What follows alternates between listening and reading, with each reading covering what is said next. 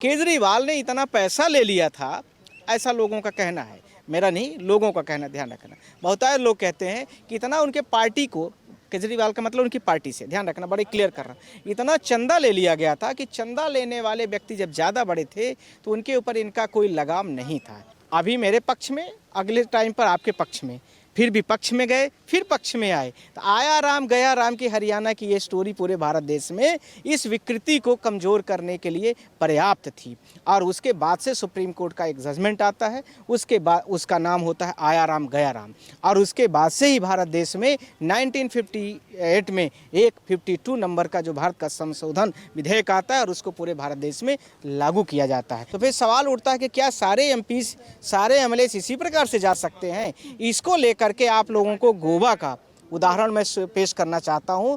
2023 में जब चुनाव हुआ तो आप सबको पता है कि गोवा में 15 सीट कांग्रेस को मिली थी, 10 सीट भाजपा के खाते में चली जाती है, वो सारे एमएलए चले जाते हैं, सिर्फ 5 एमएलए बचते हैं। और दल बदल कानून की यही प्रक्रिया उदाहरण स्वरूप वहाँ पे भी लागू की गई थी।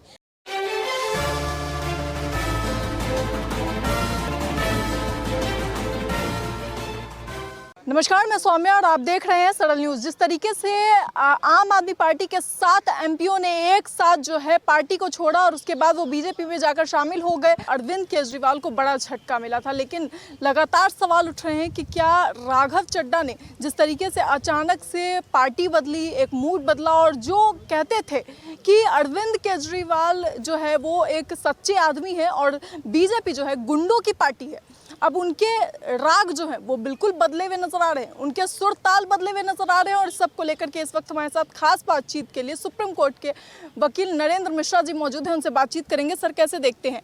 सबसे महत्वपूर्ण है कि कोई भी पार्टी, इसके यदि 2/3 एमपीस किसी और पार्टी में चले जाते हैं तो सवाल यह उठता है कि क्या भारत देश में या लोकतंत्र नहीं है या लोकतांत्रिक व्यवस्था सही नहीं है। दूसरी बात, इसके साथ में कोई भी व्यक्ति किसी पार्टी में जाता है तो स्वतंत्र तरीके से गया या पार्टी ने उसको निष्कासित कर दिया है।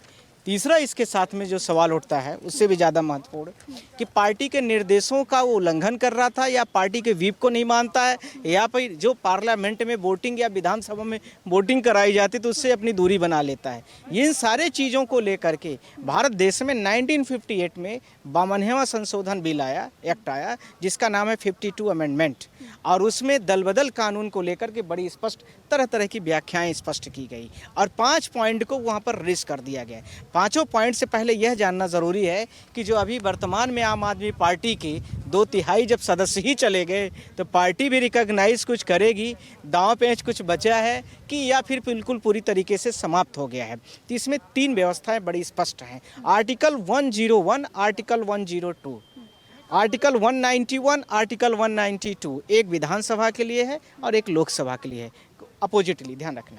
अब आ रही है सवाल इसमें ये कि आर्टिकल स्पष्ट करता है, ये 101, कि कोई भी पार्टी का 2/3 सदस्य पार्टी के मिंट से, पार्टी के मेमोरेंडम से, और वह पार्टी का प्रॉपर बैठ के रेजोल्यूशन होना चाहिए।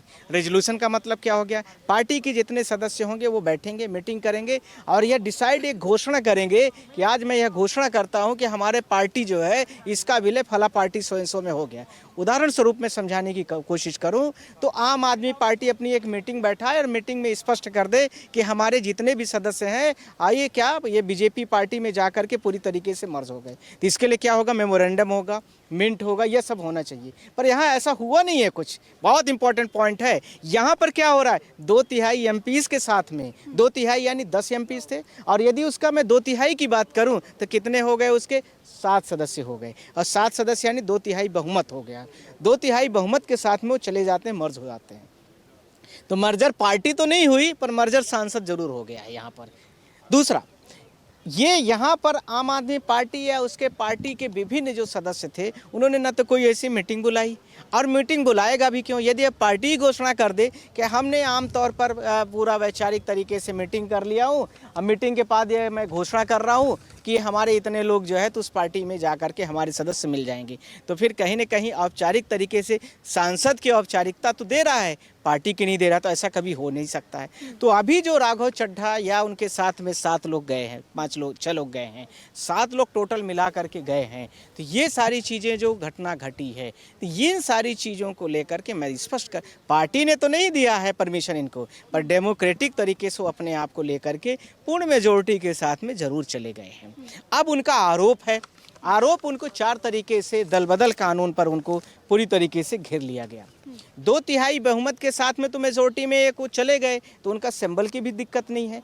अब उपराष्ट्रपति जो, क्योंकि राज्यसभा के सदस्य हैं सारे लोग, तो उपराष्ट्रपति उनको परमिट करेगा कि उनका जो प्रेजेंटेशन है उनके ऊपर दल बदल कानून है वो लगेगा कि नहीं लगेगा।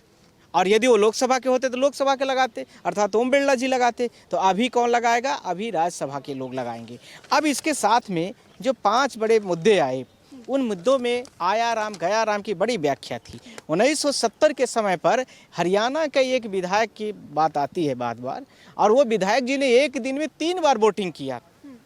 अभी मेरे पक्ष में, अगले टाइम पर आपके पक्ष में, फिर विपक्ष में गए, फिर पक्ष में आए। तो आया राम गया राम की हरियाणा की ये स्टोरी पूरे भारत देश में इस विकृति को कमज़ोर करने के लिए पर्याप्त थी। और उसके बाद से सुप्रीम कोर्ट का एक जजमेंट आता है, उसके बाद उसका नाम होता है आया राम गया राम।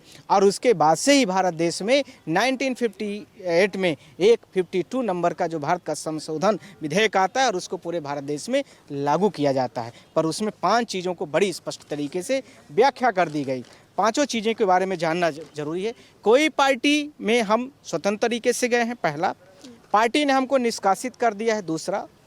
2/3 बहुमत से पार्टी ने रेजोल्यूशन पास करके जाके मर्ज हो गई, तीसरा। पार्टी में मर्ज किया गया है, यानी पार्टी ने अपना मर्ज तो की, पर कैंडिडेट ने क्या मर्ज किया है अपने आप को। यहाँ पर दल बदल कानून नहीं लगेगा, ध्यान रखना, बड़ी इंपॉर्टेंट बात है। यहाँ पर दल बदल, मर्जर में दल बदल कानून नहीं लगेगा। मेरी बहुत इंपॉर्टेंट बात कर रहा हूँ, जिसकी कल से बड़ी सारी मीडिया में डिबेट भी चल रही, व्याख्या भी हो रही है। एमपी एमएलए के मर्जर की कोई व्याख्या ही नहीं है, वेरी इंपॉर्टेंट है। अर्थात एमपी या एमएलए यदि मर्जर होता है तो उसको मर्जर नाम का कोई शब्द उस पर नहीं लिया गया है, तो यहाँ पर यह व्याख्या लागू नहीं होती है। तो केजरीवाल का मुद्दा फंसा कहाँ पर है, और केजरीवाल के जो रिट पिटीशन आएगी यहाँ पर, वो गवर्नर को एक प्रेजेंटेशन देंगे, किसी के भी माध्यम से दे सकते हैं, हो सकता है संजय सिंह दिए भी हो। अब वो प्रेजेंटेशन डिसाइड हो जाएगा गवर्नर, जो हमारे उनके उपराष्ट्रपति भारत देश के हैं, उसको डिसाइड करेंगे। जब डिसाइड हो जाएगा, मान लीजिए विपक्ष में आ जाता केजरीवाल के, तो उसी कॉपी को लेकर के वो सुप्रीम कोर्ट में एक रिट फाइल करेंगे कि हमारे साथ ये अन्याय हुआ, हमारे साथ ये गलत हुआ है, और इनका जो जाने का तरीका है गलत है, हमने इनको तो परमिट किया ही नहीं है। ऐसे तो किसी भी पार्टी के नेता किसी पार्टी में चले जाएंगे, इलेक्टेड कैंडिडेट दूसरे पार्टी में चले जाएंगे, पार्टी का तो कोई अस्तित्व ही नहीं बचेगा। तो जब पार्टी अस्तित्वहीन हो गई तो हम पार्टी काहे के लिए चला रहे हैं, काहे के लिए रजिस्ट्रेशन आप दे रहे हैं। तो फिर सवाल उठता है कि क्या सारे एमपी, सारे एमएलए इसी प्रकार से जा सकते हैं। इसको लेकर के आप लोगों को गोवा का उदाहरण मैं पेश करना चाहता हूं। 2023 में जब चुनाव हुआ तो आप सबको पता है कि गोवा में 15 सीट कांग्रेस को मिली थी, 10 सीट भाजपा के खाते में चली जाती है, वो सारे एमएलए चले जाते हैं, सिर्फ 5 एमएलए बचते हैं। और दल बदल कानून की यही प्रक्रिया उदाहरण स्वरूप वहाँ पे भी लागू की गई थी। और इसलिए बीजेपी पार्टी को उस अनुभव और गोवा का एक्सपेरिमेंट उसने पंजाब के एमपीज़ के साथ में ले आकर के भारत देश के पार्लियामेंट में भी किया है, जिसका उदाहरण पूरे भारत देश को दिख रहा है। अब इससे स्पष्ट हो गया क्या भारत देश में नैतिकता नहीं बची है, या भारत देश में डेमोक्रेसी अंश मात्र के लिए रह गई है, या फिर अब समय आ गया है कि वोटर फॉर रिकॉल का ऑप्शन अब पूरे भारत देश में शुरू हो जाना चाहिए। तो ये सारी प्रक्रियाओं को लेकर के मैं आप लोगों के माध्यम से ये कहना चाहता हूँ कि जो अभी प्रोसेस चल रहा है वो कंप्लीट तरीके से गैर कानूनी, गैर संवैधानिक है, और उसको लेकर के आम आदमी पार्टी अब सुप्रीम कोर्ट का अपना दरवाज़ा खटखटाएगी। क्या लगता है आपको, जिस तरीके से ये पहले से प्लान्ड होगा कि भाई इतने लोगों से बातचीत चल रही है और उनको जो है एक साथ बीजेपी में शामिल कर लिया जाएगा?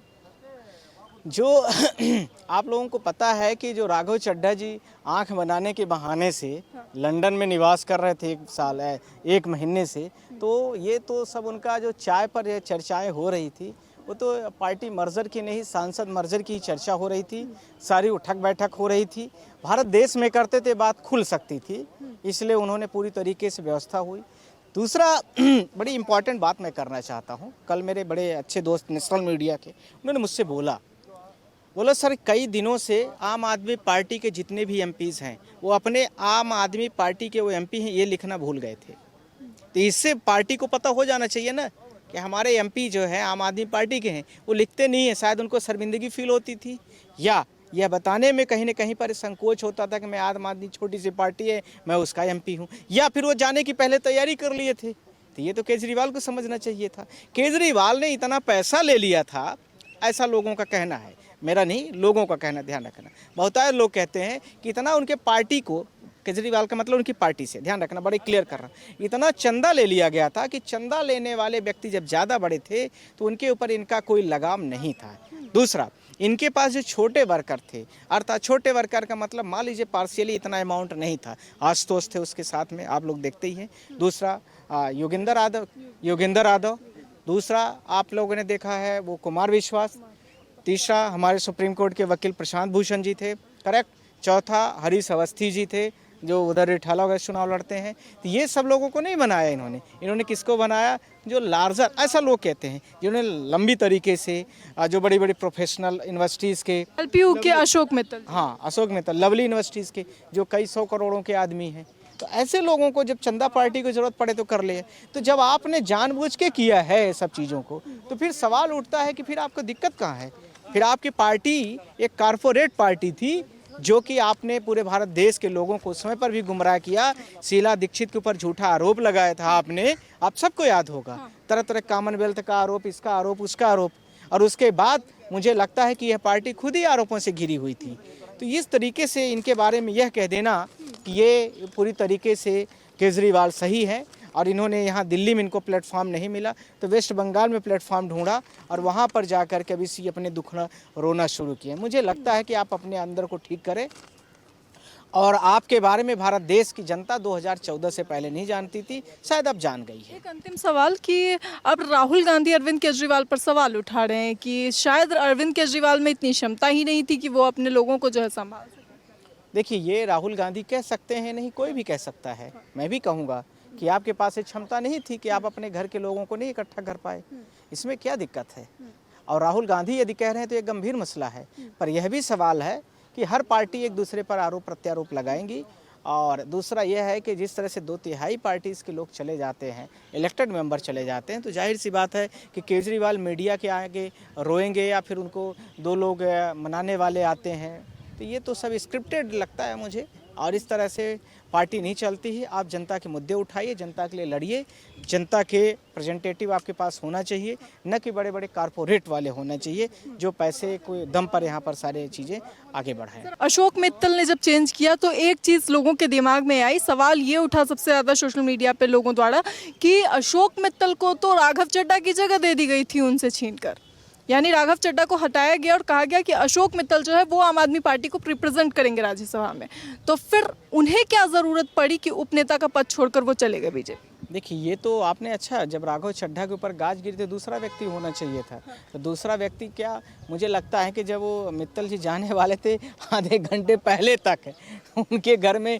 केजरीवाल जी जो है तो चाय नाश्ता कर रहे हैं, और वो पार्टी जाके दूसरी ज्वाइन कर लेते हैं, केजरीवाल उसी घर में 2 दिन बाद तक में खाली कर रहे हैं। तो आप समझ सकते हैं कि किस लेवल की राजनीति है। ठीक है सर, थैंक यू, शुक्रिया तमाम जानकारी के लिए सर। तो साफ तौर पे आपने सुना, इसे लेकर आपकी क्या राय है अपनी राय कमेंट बॉक्स में जरूर बताएं। इस खबर में इतना ही, ऐसी तमाम खबरों के लिए देखते रहें सरल न्यूज़।